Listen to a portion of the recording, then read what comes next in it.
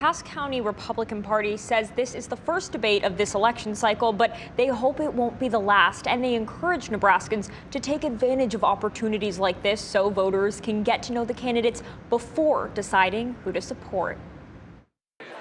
As the temperatures get cooler, the 2022 governor's race is heating up. 4 of the 6 GOP candidates holding court in Cass County Saturday night. 2 of the biggest names in the race, Charles Herbster and Jim Pillen, absent. Which one of these candidates do I really feel are the one that matches who I am and what I believe in? The town hall just as much for the voters as the candidates, who found more common ground than fierce debate. Tonight's for me.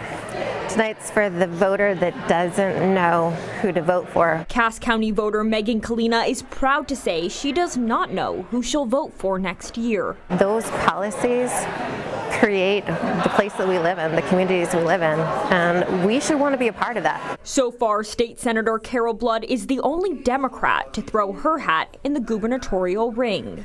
I actually think it's unfortunate that the debate was only for one party. I really hope it ends up being more about Nebraskans and less about party. Candidates Saturday addressed education. All 4 say they'd like to repeal the State Board of Education, although the governor doesn't have the right to do that. Do we all up here agree that we need to get rid of the State Board of Education? Of course we do. And I have been a senator that has signed on to numerous letters with my fellow colleagues pushing back on CRT. Vaccine mandates unpopular among the candidates. I am very annoyed that our governor hasn't addressed all of the private companies that are trying to force his vaccine. Some even took a jab at Governor Pete Ricketts for promoting the COVID vaccine. The vaccine is recommended by the CDC. I will never make a decision that infringes on the rights of the people. I don't care how bad the situation is.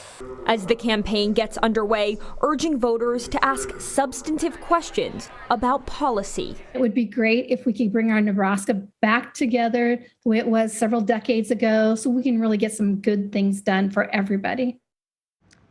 It's worth noting that tonight's debate was moderated by members of the Cass County GOP. They asked questions sent in by voters, and there was no live fact-checking. The primary is in May 2022, and the general election is next November.